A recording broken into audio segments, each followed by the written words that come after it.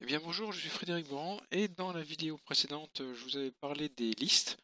Aujourd'hui, je vais vous parler en fait toujours des collections, mais d'une collection très particulière, à savoir les array lists. Alors la différence qu'il y a entre un tableau ou une liste et une array list, c'est que dans une liste, on ne pouvait stocker qu'un et un seul type, qui était déterminé au moment de la création même, de la déclaration même de la liste.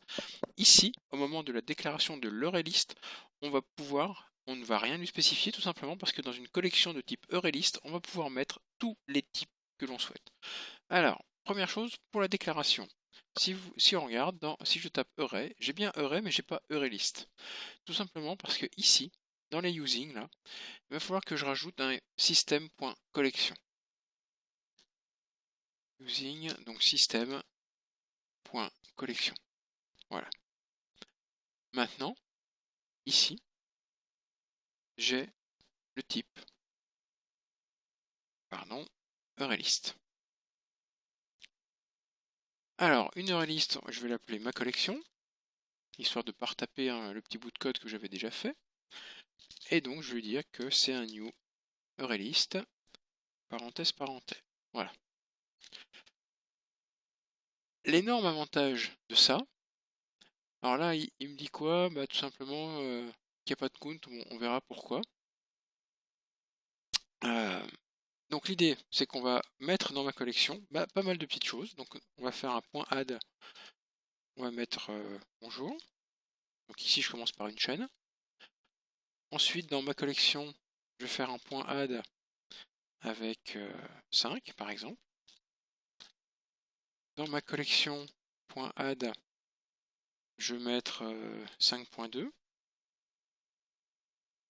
donc il y a float. Qu'est-ce que je pourrais faire d'autre? Je vais mettre un caractère. Donc ma collection pardon. Donc ma collection point .add.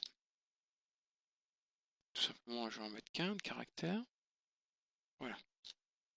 Maintenant, je vais parcourir et je vais afficher toute ma collection.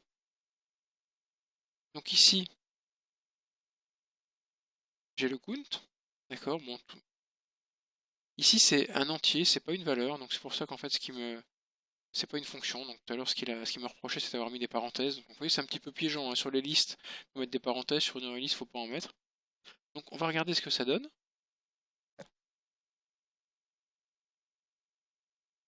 J'affiche bonjour, 5, 5.2 et C. Donc vous voyez que dans une collection comme ça, je peux mélanger tous les types. Alors c'est très bien d'un côté parce que du coup on va pas se soucier des types.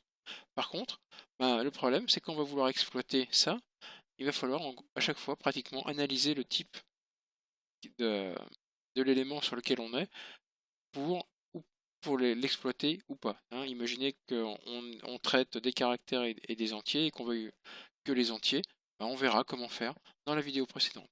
Voilà, donc là maintenant, à ce stade-là, si vous avez regardé la vidéo 12, vous savez comment on manie des tableaux. La 48, comment on manipule des listes, donc des collections typées.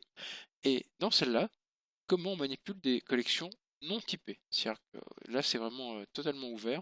On peut mettre ce qu'on veut dedans, autant qu'on en veut. Ça reste une collection, donc c'est pas limité en taille. Et surtout, on n'a pas de taille prédéterminée. Voilà, donc dans la vidéo suivante, on va regarder un petit peu comment travailler avec les EureList, parce que c'est plus général, et surtout quel type de parcours on peut faire plutôt que ce type-là. Voilà, je vous remercie.